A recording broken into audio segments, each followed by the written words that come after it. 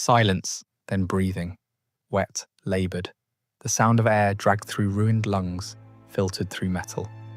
November 25th, 1177. You're looking at a teenage boy who can barely close his fingers around leather reins. His hands, wrapped in linen bandages that were white this morning, are now stained rust brown. Beneath those bandages, flesh is rotting, bone showing through in places. Leprosy doesn't just kill you, it erases you, piece by piece, while you're still breathing. The silver mask hiding his face isn't decorative, it's necessary. What's underneath would make hardened soldiers look away. 3 miles ahead, the horizon has disappeared. 26,000 warriors, mounted cavalry, stretching so far across the plain that the dust clouds look like fog rolling in from the sea. Banners, green, black, gold, snapping in the wind like the wings of hunting birds. The Sultan Saladin commands them. 40 years old, undefeated, so confident he's already sent messengers ahead to Damascus, describing tomorrow's victory feast. Behind the boy with the silver mask, 500 knights. That's it. 500 exhausted men on exhausted horses, wearing armor dented from a dozen previous battles, holding lances with chipped points and swords that need sharpening. The math is simple. 52 enemies for every Christian. The kind of odds that don't even merit discussion. You don't fight those odds. You surrender or you die. Every advisor told him to stay behind Jerusalem's walls. Every military treatise ever written says this is suicide by cavalry charge.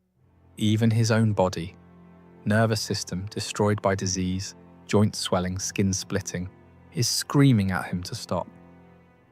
Baldwin IV does something impossible. He gives the order to charge. What happens in the next 3 hours will break the mind of everyone who tries to explain it. Christian chroniclers will call it divine intervention. Muslim historians will call it a catastrophe sent by God as punishment. Modern military analysts will study it for centuries and still struggle to make the math work. But here's what nobody tells you about Montgisard. The battle was already lost before a single lance was lowered. Saladin had made no mistakes. His army was rested, well supplied, positioned on perfect cavalry terrain. His commanders were experienced. His warriors were elite Mamluks, slave soldiers trained from childhood to kill. The Crusaders were outnumbered 52-1. So how did 20,000 of Islam's finest warriors end up dead in a single afternoon? The answer isn't what you think. And it starts with a decision Saladin made 3 days earlier. A decision so logical, so obviously correct, that it would destroy everything he'd built. Before we watch history unravel, quick word.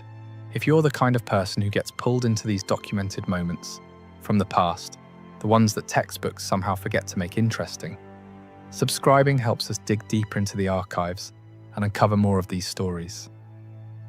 All right, back to November 1177, and the most dangerous man in the Holy Land is about to make his first mistake. Jerusalem in 1177 isn't the golden city of psalms and paintings. It's a corpse pretending to breathe. Walls cracked from 80 years of siege, streets half empty, because anyone with sense fled months ago. The holiest city in Christendom, defended by fewer soldiers than a modern high school has students. The kingdom is held together by scar tissue and denial. And on the throne sits a 16-year-old boy whose own flesh is betraying him. Baldwin IV wasn't supposed to be king. He wasn't even supposed to be alive. Leprosy in the 12th century isn't just a disease, it's a divine curse made visible. Lepers ring bells to warn people of their approach. They're buried in unmarked graves, erased from family records, treated as if they died the moment the first white patch appeared. But Baldwin's father, King Amalric, saw something in his son that disease couldn't touch: intelligence, clarity, a mind that cut through problems like a blade through silk. So when Amalric died suddenly in 1174, the crown went to a 13-year-old boy who would never marry, never have children, whose kingdom was already being measured for a coffin. Facing this dying kingdom stands Saladin, Born Yusuf ibn Ayyub rose from military commander to sultan through tactical genius that would make Machiavelli weep. By 1177, he's done what generations failed to do: unite Egypt and Syria under one banner. One purpose: take back Jerusalem. He's 40 years old, prime of power, commanding endless gold from Egyptian trade, warriors from a dozen territories, siege equipment that can crack fortresses like eggs. And here's what should terrify you. Saladin isn't a monster.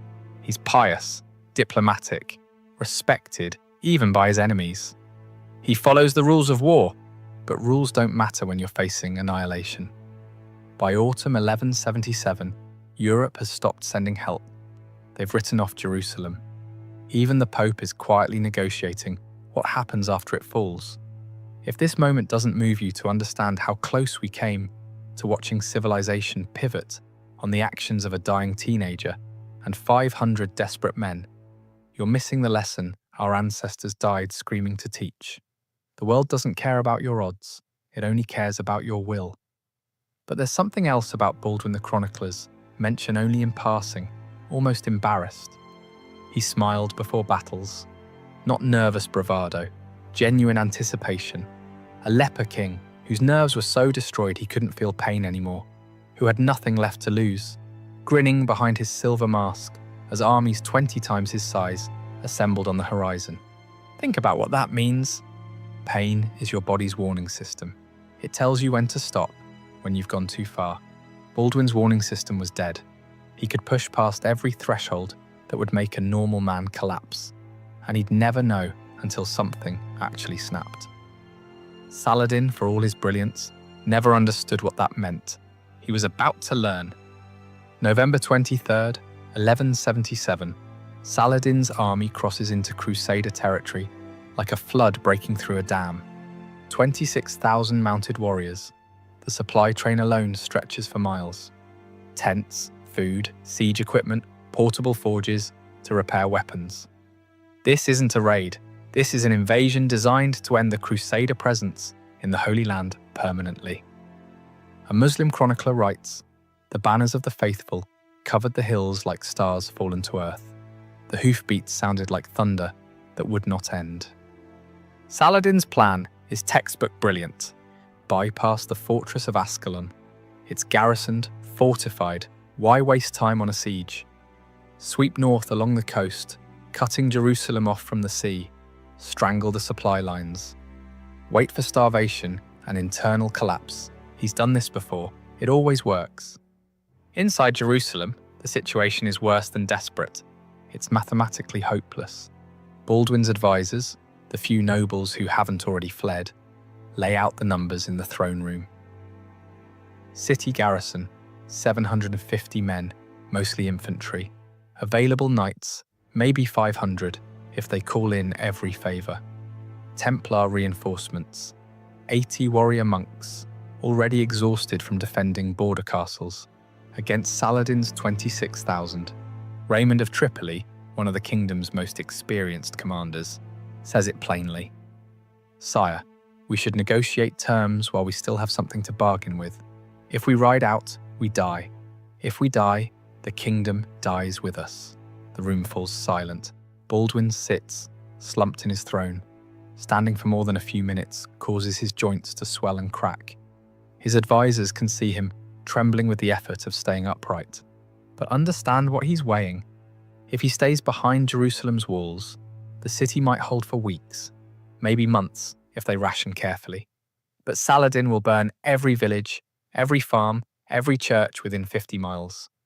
The civilian population will suffer, slowly, horribly.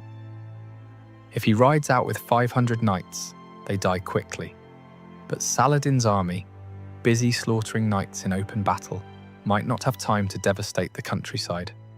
The peasants might survive long enough for help to arrive from Europe. It's not a choice between victory and defeat. It's a choice between dying with purpose or dying slowly while watching everyone else suffer first. Baldwin lifts his head. The silver mask catches torchlight. "Raymond, how fast can Saladin's army move when it's spread out foraging?" The question confuses everyone. Raymond frowns. Slower than usual, sire. They'd need time to reform ranks, but... And if we hit them while they're scattered, the room goes cold. My lord, with respect, Raymond gestures at Baldwin's bandaged hands, his wasted frame. You can barely mount a horse without assistance. Your hands can hold reins. That's all I need them to do. What happens next is recorded by multiple sources, Christian and Muslim alike, because what happens next is so insane that no one believes it until enemy chroniclers confirm every detail. November 24th, Baldwin IV, carried on a litter because his legs can't handle the palace stairs, is brought to the royal armoury. Knights help strap on his armour. His hands are so damaged the fingers won't close properly. They have to tie the sword to his wrist with leather straps. He orders the entire available force to prepare for immediate march. 500 knights, 80 Templars, 3,000 infantry, north, towards Saladin's army. Odo of Saint-Amand, the Templar Grand Master, a scarred veteran who's fought in a dozen battles, actually weeps when he sees Baldwin lifted onto his warhorse.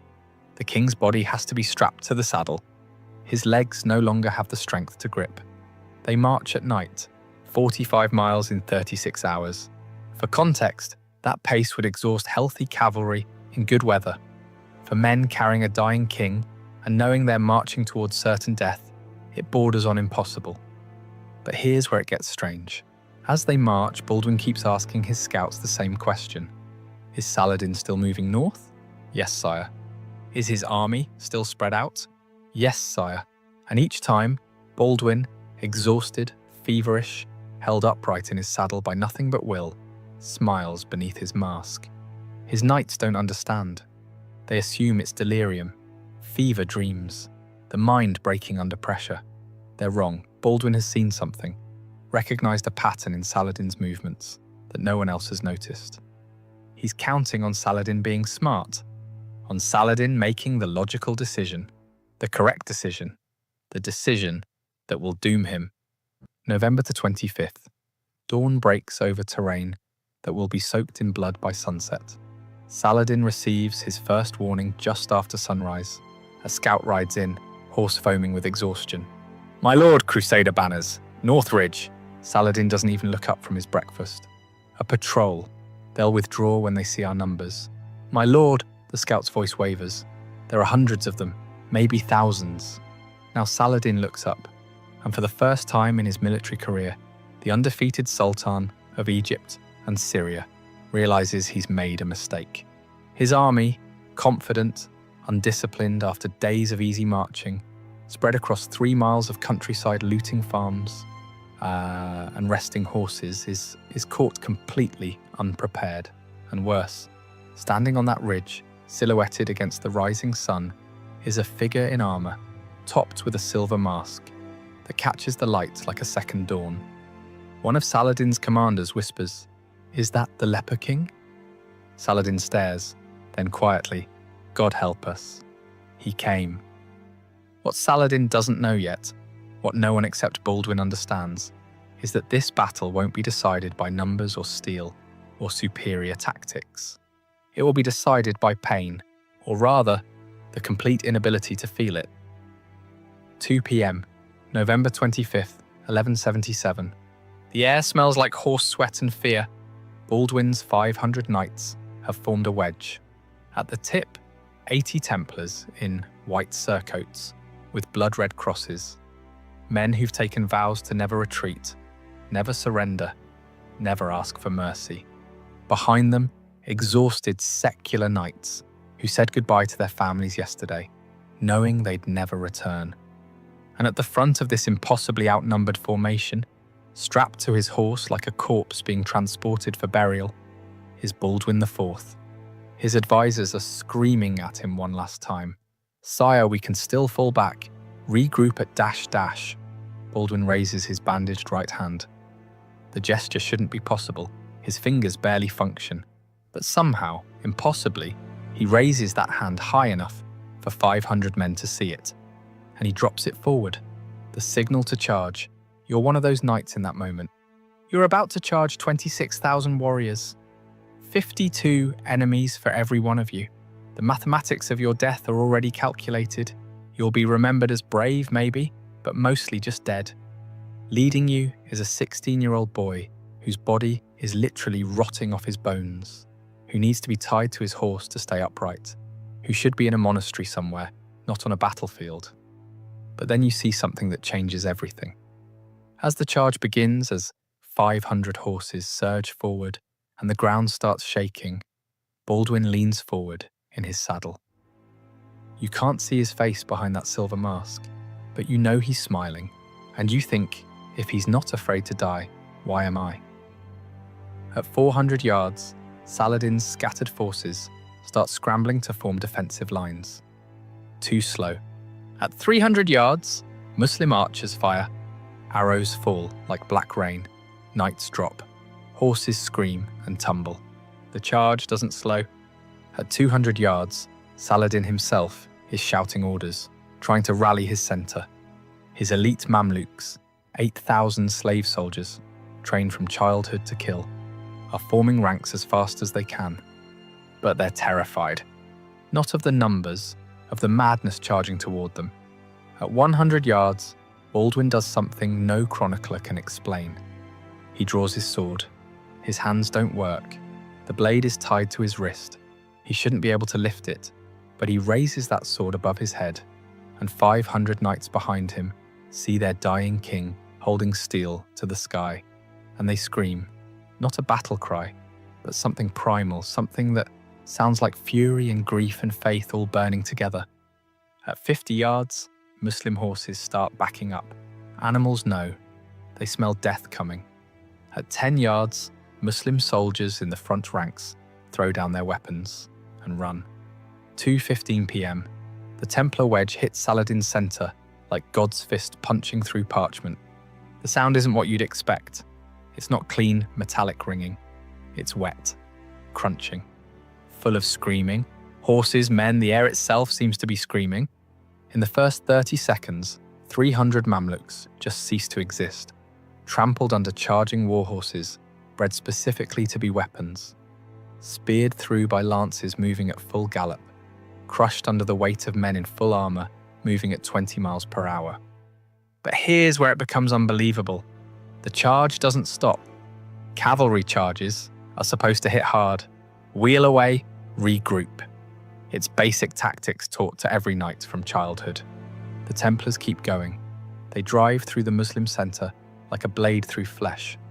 And behind them, Baldwin's secular knights pour into the gap, widening it, turning it into a wound that won't close. 2:30 p.m, Saladin's centre, 8,000 warriors who've never lost a battle, breaks. Not retreats in good order, not falls back to secondary positions. Breaks.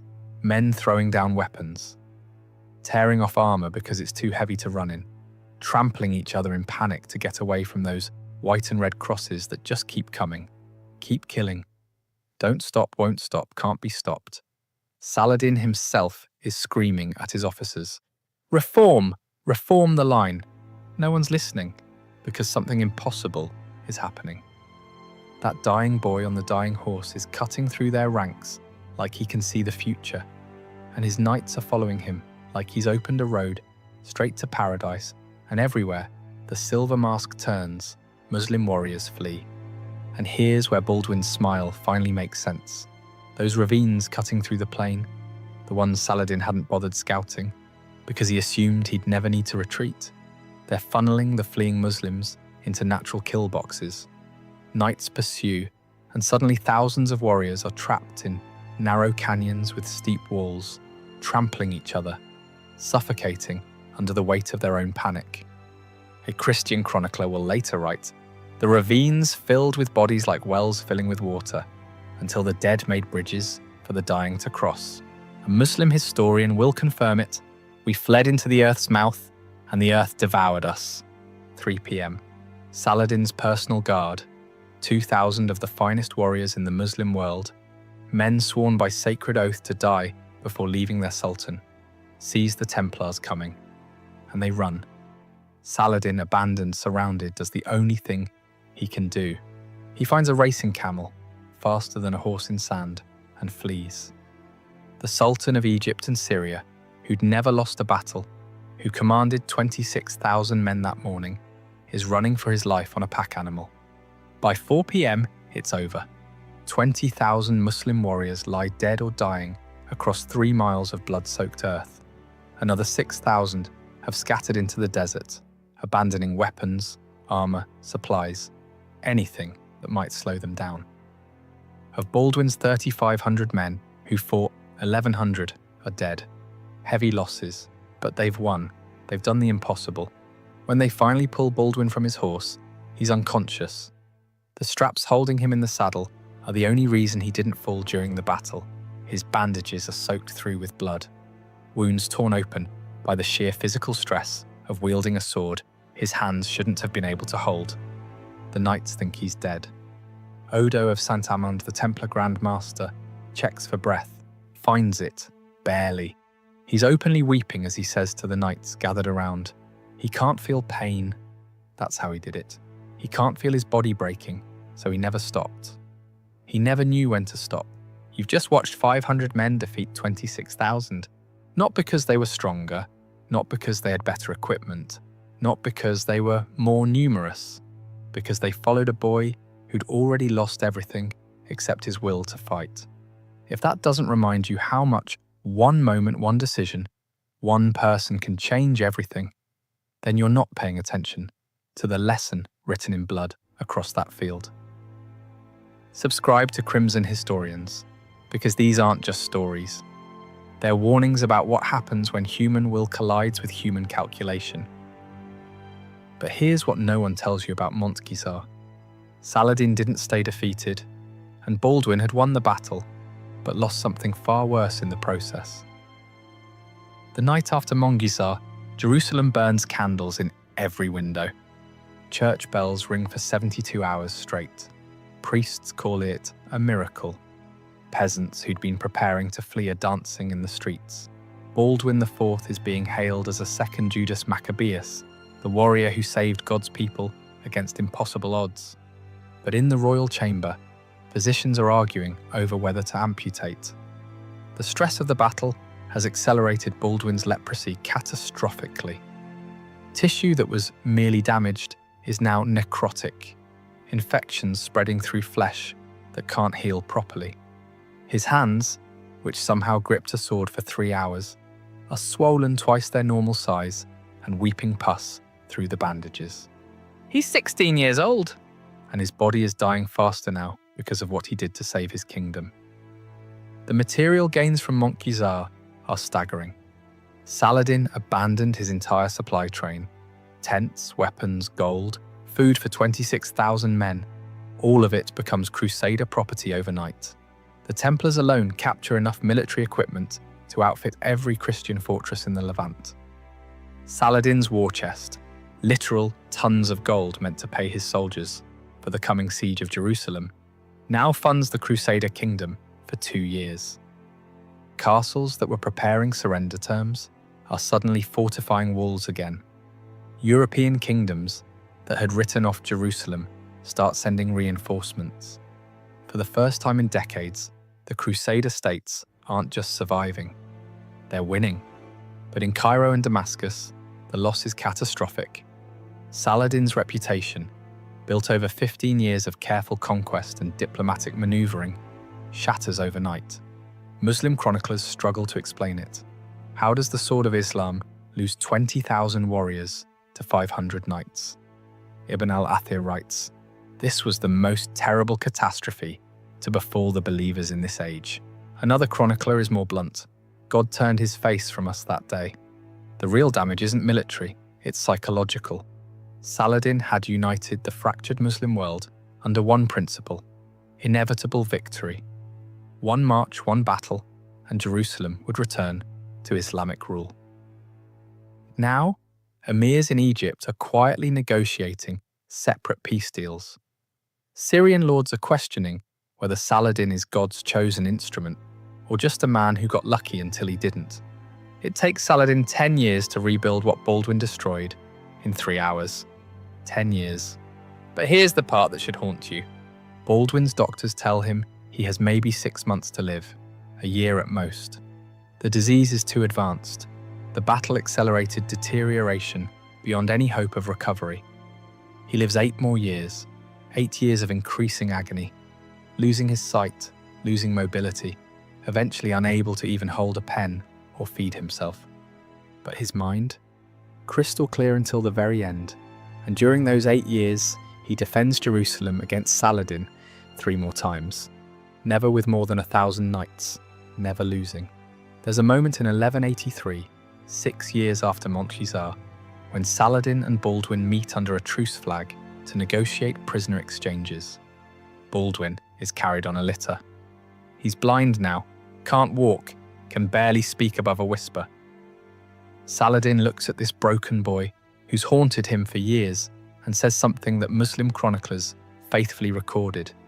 "I do not understand how God could give such a mind to such a body." Baldwin's response, whispered through a translator, because his voice is too weak to carry, perhaps so that when I win, no one can claim it was by strength alone. Saladin rides away in silence, and here's the final twist that reframes everything. When Baldwin IV finally dies in 1185, age 24, body destroyed, legacy secured, Saladin waits exactly 2 years. Then he conquers Jerusalem. Without Baldwin, the Crusader states collapse in months. The kingdom he saved with 500 knights at Montgisard falls apart without him, because he was the kingdom. His successors lose in years what Baldwin defended for 8. So did he win, or just delay the inevitable? Montgisard teaches us something that terrifies military historians. Numbers don't matter as much as we think they do. The Pentagon has entire departments dedicated to calculating force ratios, logistics, material advantage. We've built civilizations on the idea that more is better, that mathematics dictates outcomes. And then you have November 25th, 1177, 500 against 26,000, and the 500 win. Not because of superior tactics, though Baldwin's were brilliant. Not because of terrain advantage, though he used it masterfully. Not because of better equipment, because they didn't have it. They won because one dying boy refused to accept that mathematics determines fate. Baldwin IV understood something we've forgotten. The human will, when pushed past the point of self-preservation, when freed from the fear of pain, because pain no longer registers, becomes a force that logic can't calculate. He couldn't feel his body breaking, so he never knew when to stop.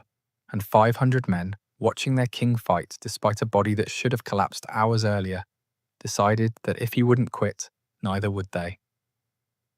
We live in an era obsessed with probabilities. Algorithms tell us what stocks to buy. Polls predict elections before votes are cast. Models forecast wars based on GDP and troop numbers. Maybe we've lost something important in all that calculation.